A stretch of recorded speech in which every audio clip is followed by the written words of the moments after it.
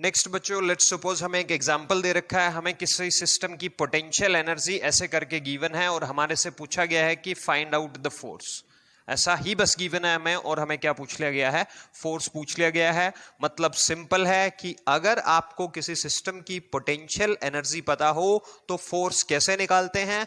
अभी अभी मैंने आपको बताया कि जो फोर्स निकालने का तरीका है वो क्या होता है, that is minus Dava you by कितना, Dava X I cap, minus Dava you by कितना, doh Y J cap, and minus Dava you by कितना, डवा जेड कितना, के कैप। मतलब आपको क्या करना है, सिस्टम के पोटेंशियल एनर्जी को पार्शियली डिफरेंशिएट करना है। अगर आपको एक्स डायरेक्शन का फोर्स चाहिए, मतलब मुझे अगर यहां से अब एक्स डायरेक्शन का फोर्स चाहिए तो मैं इसको क्या लिखूंगा, that is minus Dava you by कितना, डवा एक्स। मतलब मैं इसको potential energy of given system को किसके रिस्पेक्ट में सिर्फ डिफरेंशिएट करूंगा, एक्स के रिस्पेक्ट में ही।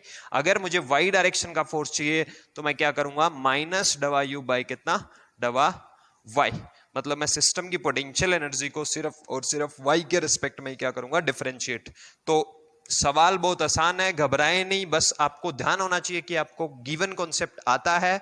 मतलब ये सिस्टम का पोटेंशियल एनर्जी ऐसे करके गिवन है आपको, तो आपको सबसे पहले इसको सिर्फ और सिर्फ क्या करना है, एक्स के रिस्पेक्ट में ही क्या करना है, डिफरेंशिएट करना है, और वो भी इस तरीके से।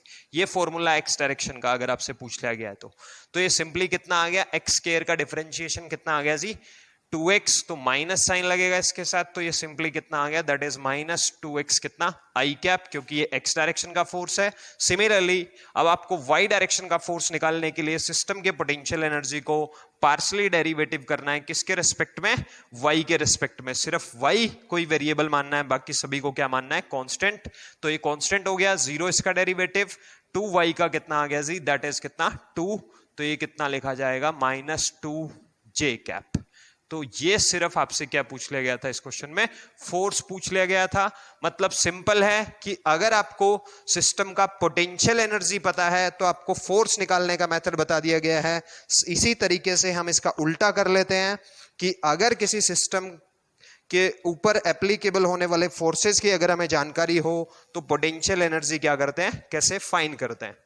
लेट्स सपोज हमें फोर्स गिवन है, लेट्स सपोज बेटा, लेट्स सपोज आपको एक फोर्स गिवन है, दैट इज एफ वेक्टर बराबर है कितना, एक्स स्क्वायर आई कैप प्लस कितना, वाई जे कैप। ये फोर्स सेक्टर है सिस्टम पे, और सिस्टम में आपको बोला गया है कि कोई ए पॉइंट है, कोई क्या है, ए पॉइंट है जिसके कोऑर्डिनेट्स लेट्स सपोज 1,2 हैं, और आपको बोला गया है कि यहाँ की जो पोटेंशियल एनर्जी है ए पॉइंट की, लेट्स सपोज वो कितनी है, वो 10 जूल है। और आपसे क्या पूछ लिया गया है, फाइनली आपसे बी पॉइंट पर पोटेंशियल एनर्जी पूछ ली गई है जिसके की कोऑर्डिनेट्स कितने हैं, 3,4। तो आपको बोला गया find potential energy at b. तो अगर आपको ऐसा गिवन है तो आपको ये चीज के बारे में सोचना चाहिए कि that is U initial minus क्या, U final is equals to क्या, वर्क डन बाय क्या, कंजर्वेटिव, दैट इज कितना, कैसे लिखेंगे आप उसको, एफ डॉट कितना, डी आर वेक्टर। आप नोट करें इस चीज को, that is U initial minus U final is equals to F dot D R. F dot D R क्या है जी, work done by conservative force, that is minus times change in क्या, potential energy. तो आपको simply घबराना नहीं है, आपको गिवन क्या है, ए पॉइंट का potential energy that is 10 joule, minus निकालना क्या है आपको, यू फाइनल। तो एफ क्या गिवन है जी आपको, that is x square I cap plus कितना, वाई जे कैप, ऐसा गिवन है, इनटू डिस्प्लेसमेंट कितना है, let's suppose D x I cap plus कितना, डी वाई जे कैप।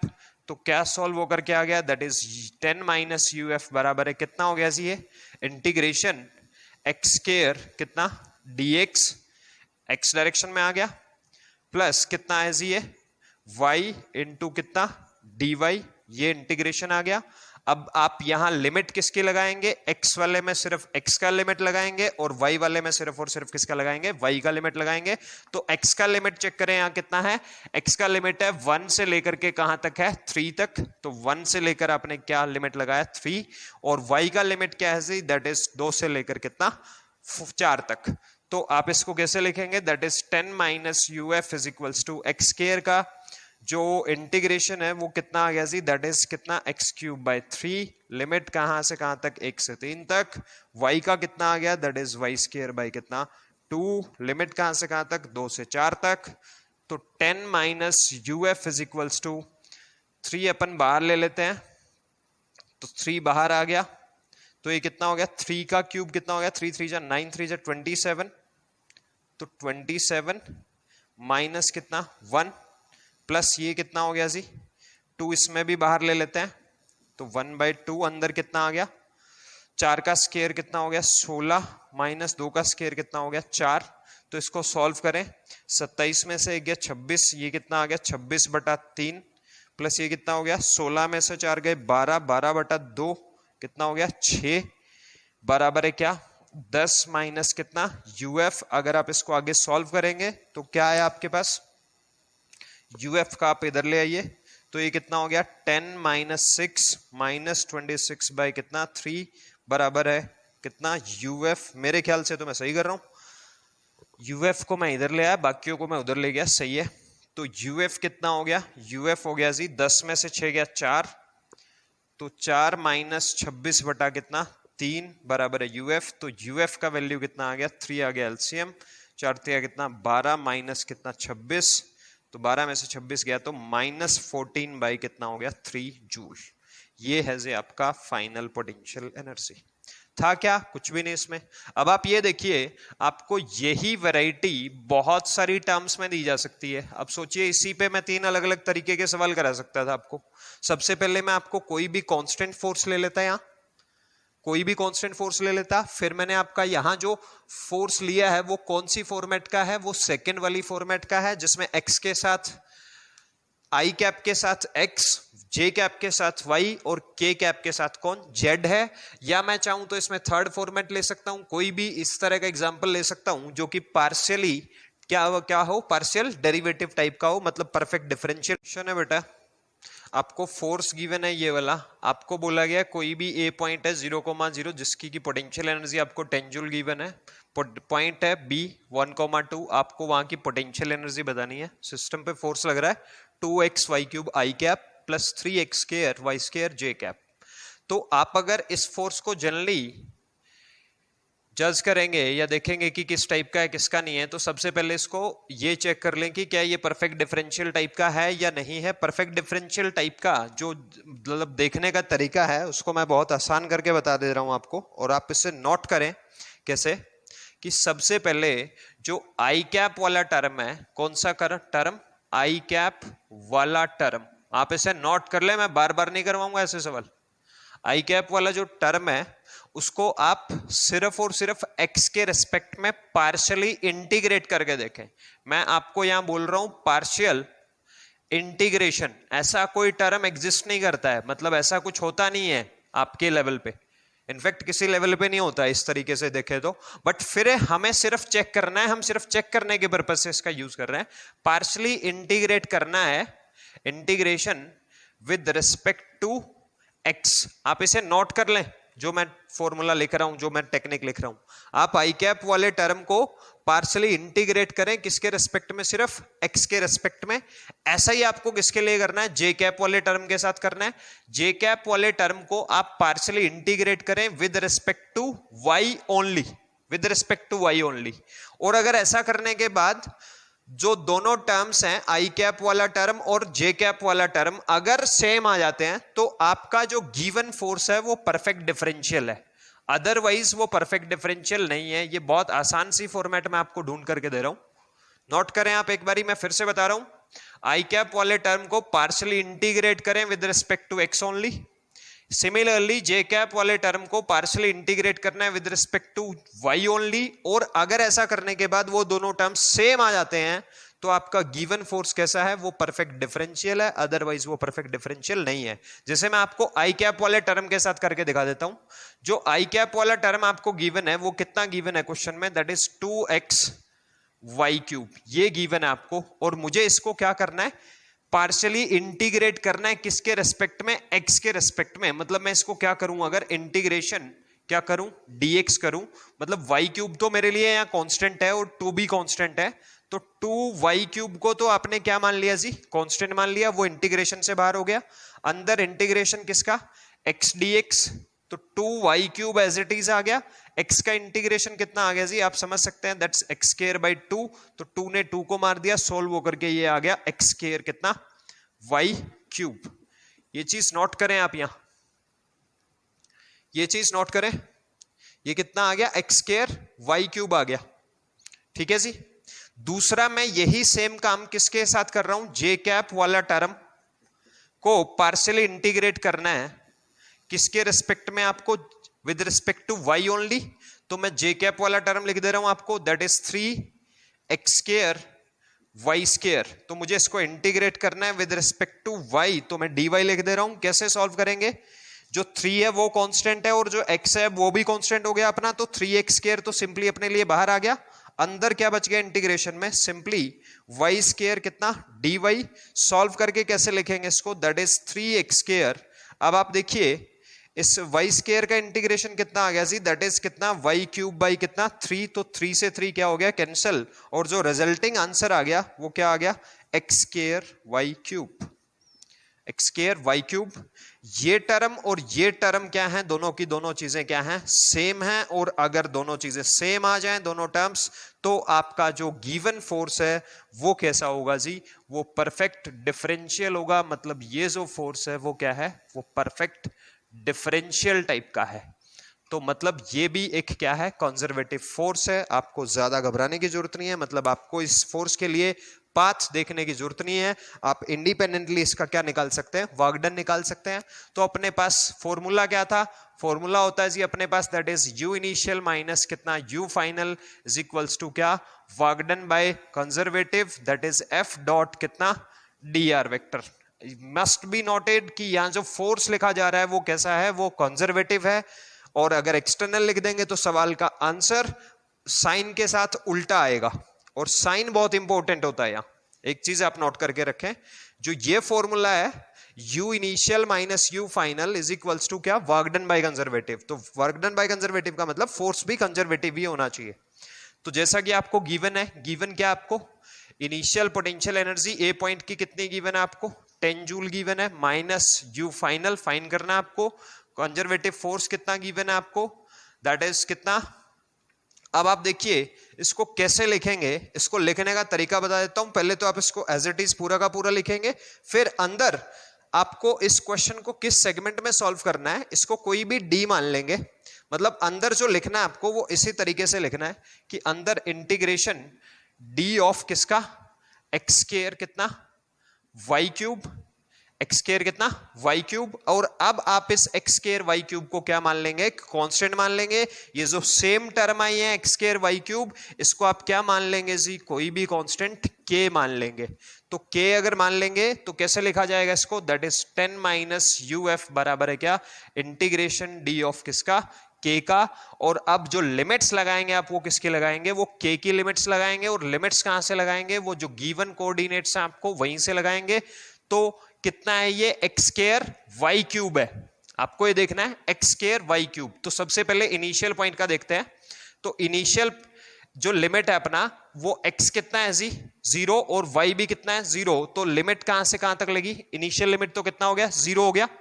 जो फाइनल लिमिट देखेंगे वो फाइनल लिमिट में मतलब x की वैल्यू कितनी है 1, तो 1 का स्क्वायर हो गया। y की वैल्यू कितनी है, y की वैल्यू कितनी है 2, तो 2 का कितना हो गया क्यूब, मल्टीप्लाई करिए इसको, 1 इंटू 2 का क्यूब कितना हो गया जी, वो 8 हो गया।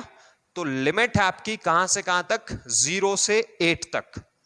मेरे ख्याल से समझ नहीं आ रहा। अब डी का जो अंदर इंटीग्रेशन होगा वो सिंपली क्या आ जाएगा, के की वैल्यू क्या रखेंगे हम लोग 10 माइनस यू फाइनल, तो के फाइनल माइनस के इनिशियल, तो 8 माइनस 0 हो गया। तो इसको कैसे लिखेंगे, that is 10 minus u f is equals to कितना 8, तो यू एफ इधर आ गया जी 10 माइनस 8 इज इक्वल्स टू कितना यू एफ, और यू फाइनल कितना आ गया यहां से 10 माइनस 2 दैट इज 2 जूल। ये आपका आंसर है, इसको नोट करें और अगर नहीं आता है तो इसको सीखें, बहुत जरूरी है आपके लिए ये चीज। Thank you. नेक्स्ट पढ़ते हैं बेटा इलेक्ट्रोस्टैटिक पोटेंशियल एनर्जी। नेक्स्ट किसके बारे में पढ़ेंगे, electrostatic potential energy, potential energy. ये स्टार्ट करने से पहले मैं आपको एक चीज क्लियर कर दूं भाई बच्चों, क्या कि अभी तक जो चीजें मैंने पढ़ाई वो 11th से थी, ये आपको क्लियरली दिखाई दे रहा होगा, वो सारी की सारी चीजें 11th से थी। पर मैंने वो आपको इसलिए पढ़ाया है कि जब मैं आपको यहाँ इलेक्ट्रोस्टैटिक पोटेंशियल एनर्जी पढ़ाऊँ तो मुझे वो चीजें बार बार ना पढ़ानी पड़े। मतलब आपको समझ आना चाहिए कि जो आप ग्रेविटेशनल पोटेंशियल एनर्जी के लिए, स्प्रिंग पोटेंशियल एनर्जी के लिए पढ़ चुके हैं सारा सेगमेंट, वही सारा का सारा सेगमेंट आपको किसके लिए भी पढ़ना है, इलेक्ट्रोस्टैटिक पोटेंशियल एनर्जी के लिए भी पढ़ना है। इसको स्टार्ट करने से पहले, जिसको कि लिखा गया यू से, सिंबल है इसका, स्केलर फिजिकल क्वांटिटी है, पॉजिटिव, नेगेटिव और जीरो कुछ भी हो सकती है, मैं ऑलरेडी बता चुका हूं आपको। अब इसको स्टार्ट करने से पहले वर्क डन बाय कंजर्वेटिव पे थोड़ी सी बात कर लेते हैं। मैंने आपको प्रूव करवाया था कि वर्क डन बाय क्या था, कंजर्वेटिव फोर्सेस, मतलब वर्क डन बाय क्या था, वो इलेक्ट्रोस्टैटिक फोर्सेस था, electrostatic forces, work done by electrostatic forces. कब कितना आया था, मैं एक चीज बता दूं आपको, जो कि कितना आया था, दैट इज के कैपिटल क्यू इंटू कितना, क्यू नॉट इंटू कितना आया था अपना expression, that is 1/RA minus कितना 1/RB। अपना ये एक्सप्रेशन हम लोग पढ़ चुके हैं प्रूफ में।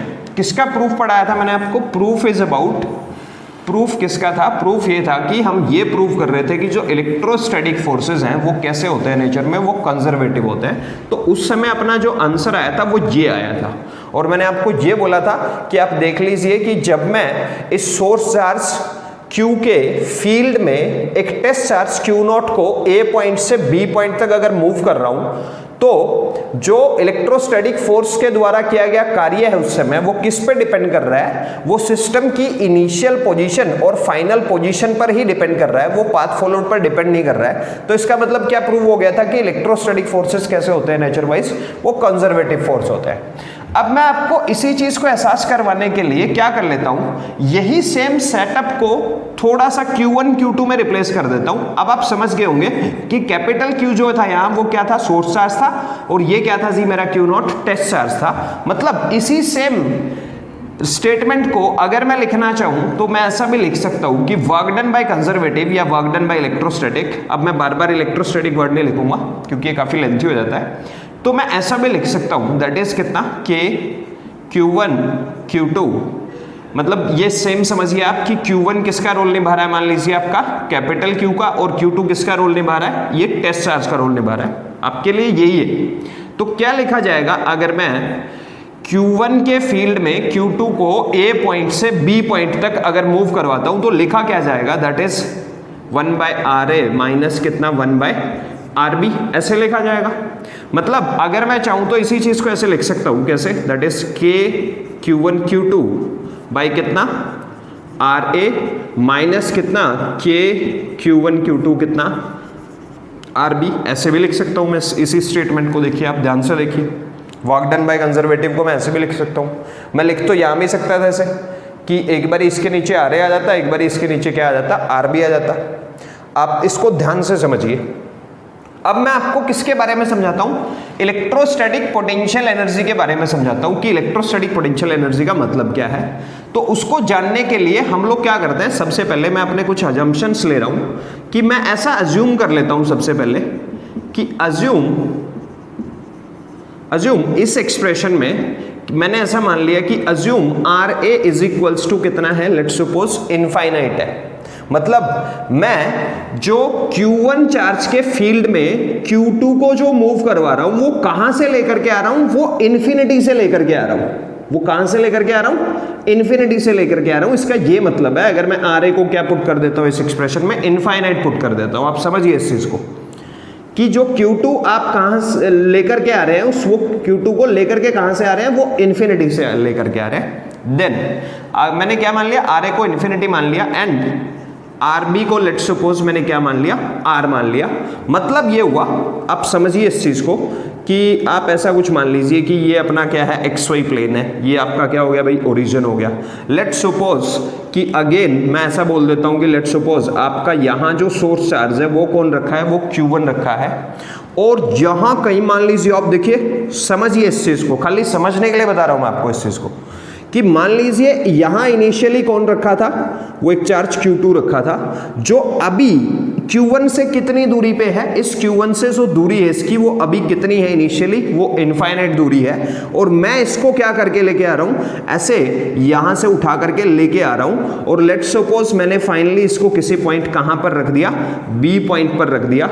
ये A पॉइंट था आपका, अकॉर्डिंग टू आवर कंसिडरेशन ये A पॉइंट है, ये B पॉइंट है, तो A पॉइंट से B पॉइंट की जो फाइनली दूरी है वो कितनी है, वो R है। आप इस लिमिट्स के सेगमेंट को समझिए। ये मैंने क्या मान लिया, RA क्या मान लिया, इन्फिनिटी मान लिया। आप इस चीज को समझिए कि A पॉइंट आपका इस तरफ को अगर आप अज्यूम करना चाहें, इसको ओरिजिन अगर ले, तो आप ऐसा भी मान सकते हैं कि A पॉइंट ये था, क्योंकि आपने RA को क्या लिखा है, इन्फिनिटी लिखा है। तो आप इन्फिनिटी से कहां लेकर के आ रहे हैं, फाइनली R दूरी पर लेके आ रहे हैं, जो कि किस पॉइंट की दूरी है, B पॉइंट की दूरी है। आप समझिए इस चीज को। तो जब आप ऐसा करते हुए इसको लेकर के आ रहे हैं, तो किसी भी इंस्टेंट ऑफ टाइम पे जब आप फोर्सेस को एनालाइज करेंगे, किसके ऊपर, Q2 चार्ज के ऊपर, और लेट्स सपोज ये कितनी दूरी पर आ गया है, यहां से लेट्स सपोज ये x दूरी पर आ गया है, इस वाले पॉइंट चार्ज से x दूरी पर आ गया है, तो इस Q2 के ऊपर Q1 चार्ज के कारण क्या लग रहा है जी, एक F इलेक्ट्रोस्टैटिक लग रहा है, और वो F इलेक्ट्रोस्टैटिक किस तरफ लग रहा है, आप समझ सकते हैं, दूर की तरफ लग रहा है, और डिस्प्लेसमेंट आप किस तरफ करवा रहे हैं, इस तरफ करवा रहे हैं। तो मतलब जो F इलेक्ट्रोस्टैटिक है उसका जो वर्क डन होगा ये सब करने में, जब चार्ज पार्टिकल को आप इन्फिनिटी से कहां लेकर के आ रहे हैं, R दूरी तक लेके आ रहे हैं, तो आपको बस मेरे को ये समझाना है कि इलेक्ट्रोस्टैटिक फोर्स का ये सब करने में जो वर्क डन होगा, वर्क डन बाय इलेक्ट्रोस्टैटिक क्या आना चाहिए, मेरा नेगेटिव आना चाहिए। आप समझिए इस चीज को, क्यों आना चाहिए नेगेटिव, क्योंकि इलेक्ट्रोस्टैटिक फोर्स इधर लग रहा है और आपका डिस्प्लेसमेंट ऑफ पार्टिकल किस तरफ है, ऑपोजिट तरफ है, तो दोनों के बीच में 180 डिग्री का एंगल है, तो वर्क डन बाय इलेक्ट्रोस्टैटिक कितना आना चाहिए मेरा, वो नेगेटिव आना चाहिए। चलिए स्टार्ट करते हैं। मेरे ख्याल से समझ आ गया होगा आपको कि सर कर क्या रहे हैं। चलिए एक्सप्रेशन सॉल्व करते हैं।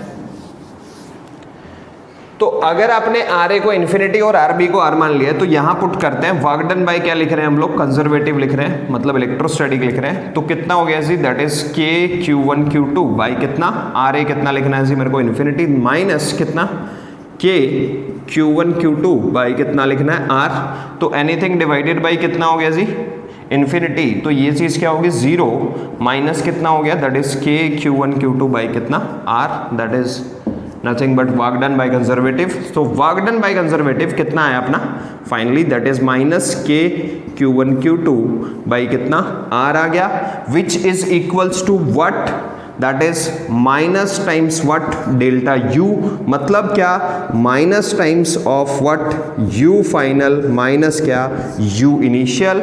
आप लिखना चाहें इसको तो आप ऐसा भी लिख सकते हैं कि work done by conservative is equals to क्या, U इनिशियल माइनस कितना, U फाइनल। आप इसे ऐसा लिखना चाहें तो ऐसा भी लिख सकते हैं।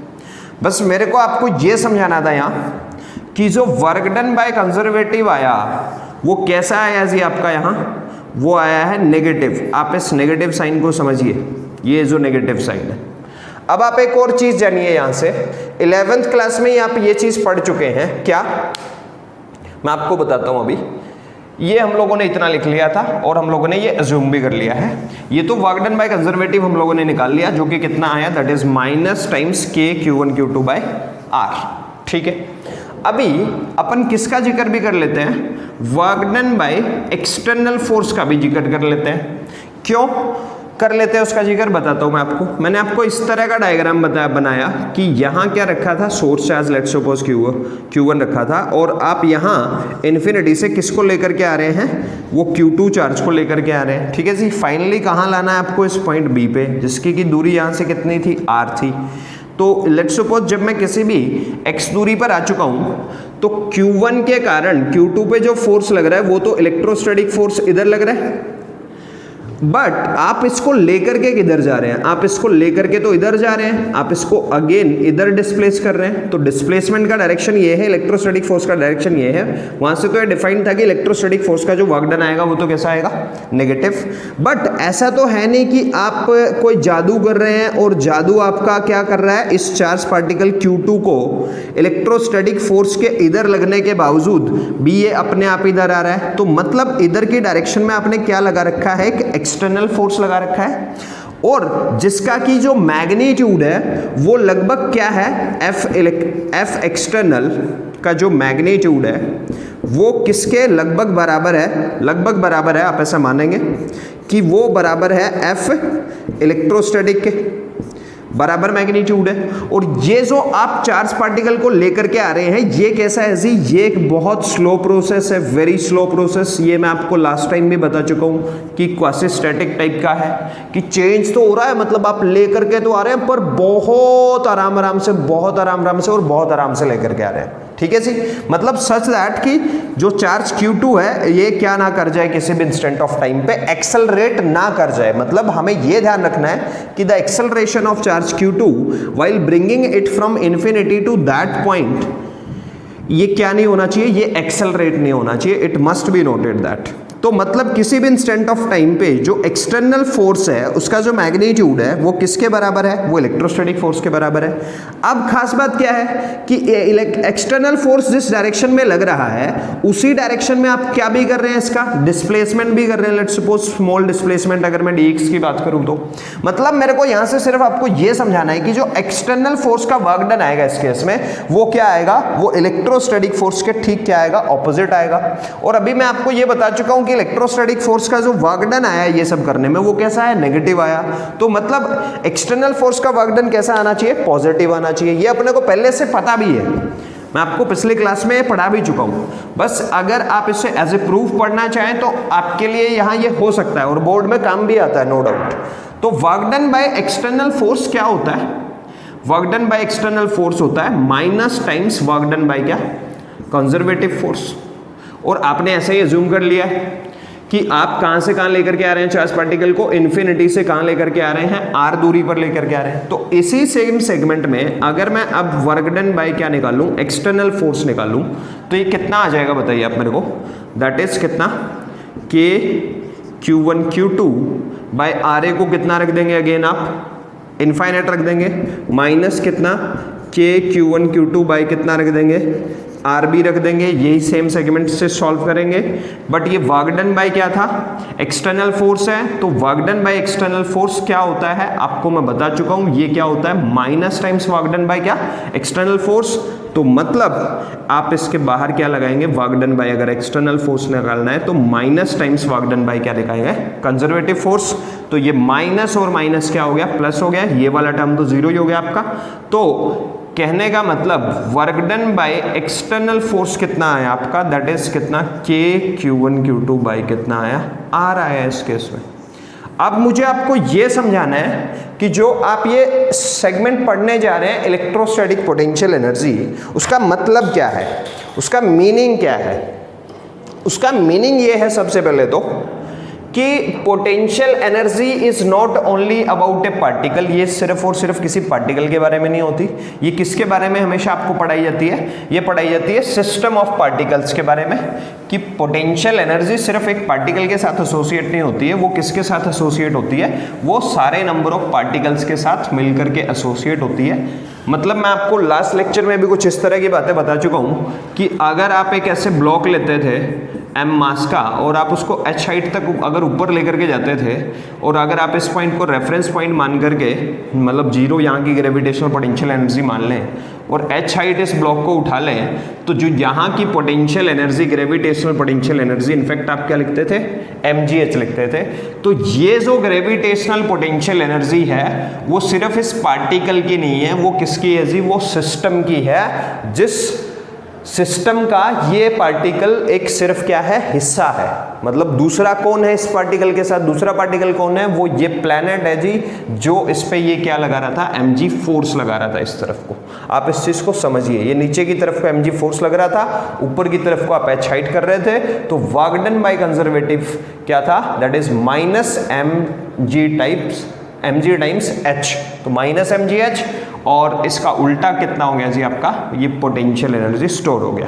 तो एक चीज आप नोट करिए कि पोटेंशियल एनर्जी कभी भी किसी पार्टिकल की नहीं होती है अकेले की, वो किसकी होती है, वो सिस्टम की होती है। और सिस्टम हमें क्या करना पड़ता है, बनाना पड़ता है, फॉर्म करना पड़ता है, अपने आप सिस्टम नहीं बनता है। और उस सिस्टम को बनाने के लिए हमें क्या लगाने पड़ते हैं, एक्सटर्नल फोर्स लगाने पड़ते हैं। जैसा मैंने आपको यही समझाया इसी सेगमेंट में कि किसी भी इंस्टेंट ऑफ टाइम पर जो Q1 और Q2 चार्ज थे, उनके बीच में जो इलेक्ट्रोस्टैटिक फोर्स लग रहा था, उसके अगेंस्ट, उसके उल्टी डायरेक्शन में, ऑपोजिट डायरेक्शन में आपने अपनी तरफ से कोई क्या लगा रखा था, एक्सटर्नल फोर्स लगा रखा था। एक्सटर्नल एजेंट थे मतलब आप, और वो जो एक्सटर्नल एजेंट या एक्सटर्नल फोर्स क्या कर रहा था, कार्य कर रहा था सिस्टम के ऊपर। वो जो वर्क डन था उसका, वो किसकी फॉर्म में सिस्टम के अंदर स्टोर हो गया, वो उसकी पोटेंशियल एनर्जी की फॉर्म में क्या हो गया, स्टोर हो गया।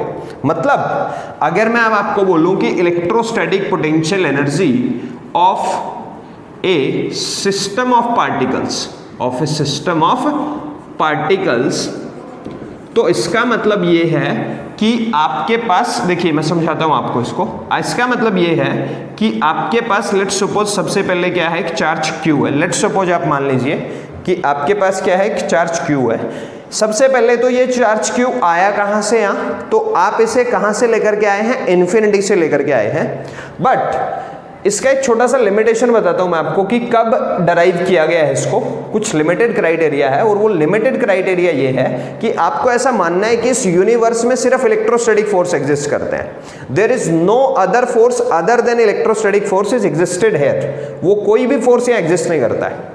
तो अगर इलेक्ट्रोस्टैटिक फोर्सेस सिर्फ एग्जिस्ट करते हैं और आप इनफाइनाइट से उठा करके इस चार्ज Q को मान लीजिए यहां लेकर के आए हैं, लेट्स सपोज मैं इस पॉइंट का नाम दे देता हूं ए पॉइंट पर लेकर के आए हैं, तो आप, मेरा सवाल आपसे ये है कि क्या आपने कोई वर्क डन किया जब आप इस पॉइंट चार्ज को Q को इन्फिनिटी से लेकर के यहां ए पॉइंट तक लेकर के आए, तो क्या आपने कोई कार्य किया, क्या आपको कोई वर्क डन करना पड़ा? तो आंसर है जी no work is done, no work is done while we bring charge Q from infinity to point A, infinity to point A। क्यों नहीं करना पड़ा? क्योंकि कोई भी क्या नहीं था, दूसरा चार्ज तो था नहीं जो इसके ऊपर क्या लगाए, इलेक्ट्रोस्टैटिक फोर्स लगाए, और उसके अगेंस्ट आपको इसको खींच करके लाना पड़े।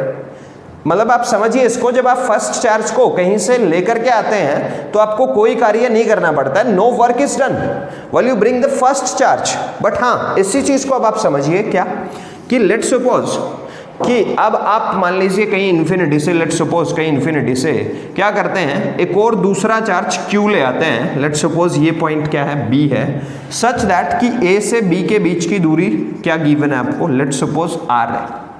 अब आपसे पूछा गया कि जब आप इस चार्ज Q को कहां से लेकर के आए, इन्फिनिटी से लेकर के आए, तो क्या आपको इस प्रोसेस में कोई कार्य करना पड़ा, मतलब कोई वर्क डन करना पड़ा आपको? जी हां, बिल्कुल आपको इस केस में क्या करना पड़ा है, वर्क डन करना पड़ा है। किसके अगेंस्ट वर्क डन करना पड़ा है?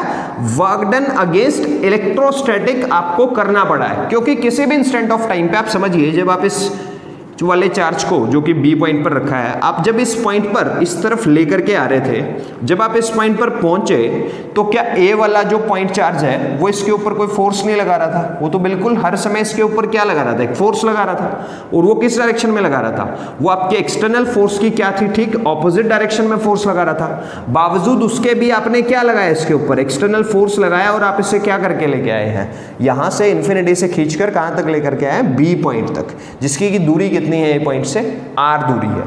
तो आप समझिए, जो इस केस में ये जो एक्सटर्नल फोर्स है, इसका जो कार्य किया इसने, जो इसने कार्य किया, जो इसने वर्क डन किया, वो ही अमाउंट ऑफ वर्क डन अब क्या हो गया है, इस सिस्टम के अंदर क्या हो गया है, स्टोर हो गया है। ये एक सिस्टम बन गया, सिस्टम ऑफ 2 पॉइंट चार्जेज अब आप इसको बोलेंगे।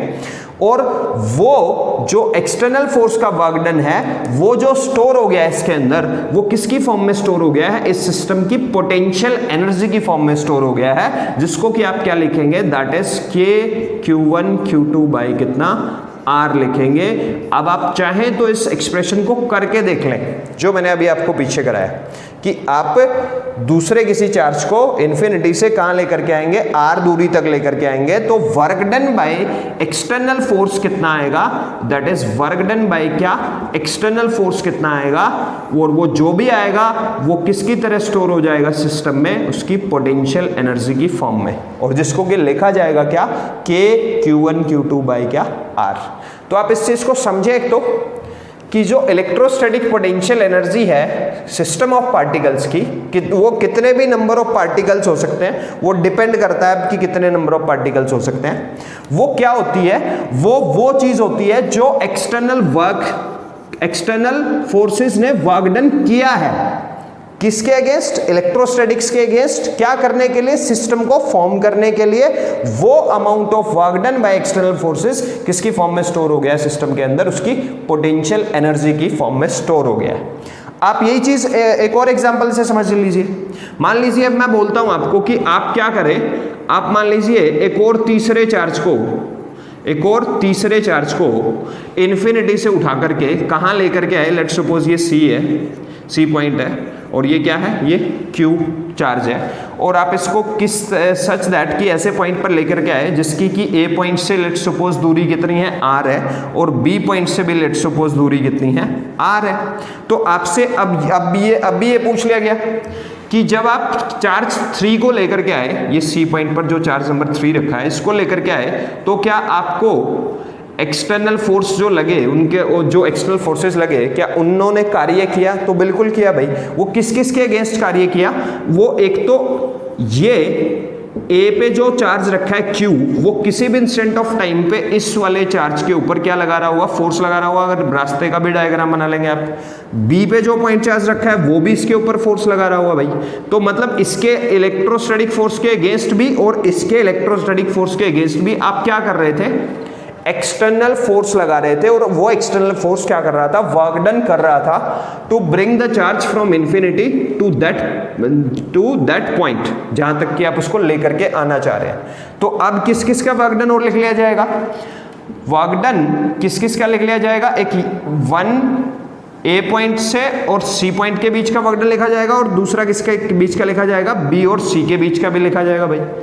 समझिए आप इस चीज को, मतलब अगर आप इसी चीज को कुछ इस वे में समझते हैं कि सबसे पहले जब आप क्या लेकर के आए, चार्ज Q को लेकर के आए A पॉइंट पर, तो क्या आपने कोई वर्क डन किया, तो आपने कोई वर्क डन नहीं किया, ठीक है जी।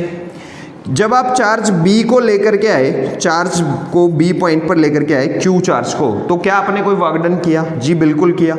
लेट्स सपोज ये R दूरी पे, तो आपने क्या वर्क डन अगेंस्ट 1 किया, मतलब वर्क डन किसके against, work done of 2 against क्या, 1। इसको आप ऐसे समझिए, तो 2 अगेंस्ट 1, तो आपने क्या किया, बिल्कुल किया। वो कितना किया, दैट इज कितना, K Q1 Q2 बाई कितना, R। तो Q1 Q2 अपने कितने हैं, Q हैं, तो ये कितना हो जाएगा, that is K Q square by R। जब आप क्या किए, अब मान लीजिए तीसरा चार्ज Q रख दिया आपने इस पॉइंट C पे, जिसकी की दूरी यहाँ से भी कितनी है, R है, और यहाँ से भी दूरी कितनी है, R है।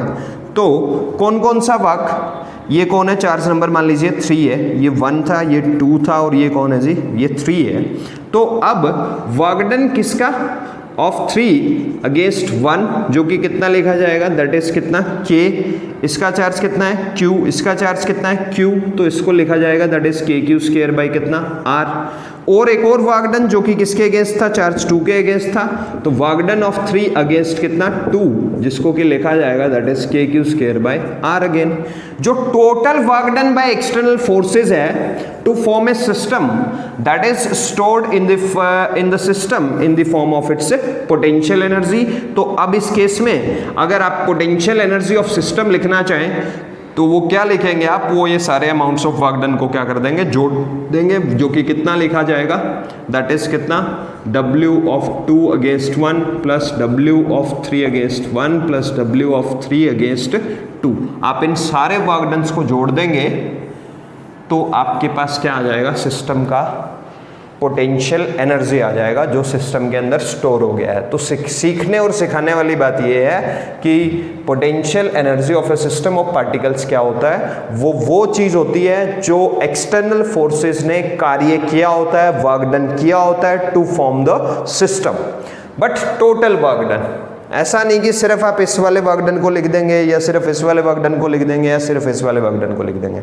अभी आप इसी सवाल में समझ सकते हैं कि आपका एक और चार्ज पार्टिकल हो सकता था यहाँ डी, जो कि लेट्स सपोज ऐसा मान लेता मैं कि यहाँ से लेट्स सपोज कोई दूरी कितने पे होता, R1 पे, यहाँ से कितने पे होता, R2 पे, यहाँ से कितने पे होता, R3 पे। तो वो 3 वर्क डन और लिखने पड़ते आपको, किस किस के, एक अगेंस्ट 1, एक अगेंस्ट 2 और एक अगेंस्ट क्या 3, और फिर वो वर्क डन्स भी आप ऐड कर देते तो ये सिस्टम की क्या कहलाती, फिर टोटल पोटेंशियल एनर्जी कहलाती।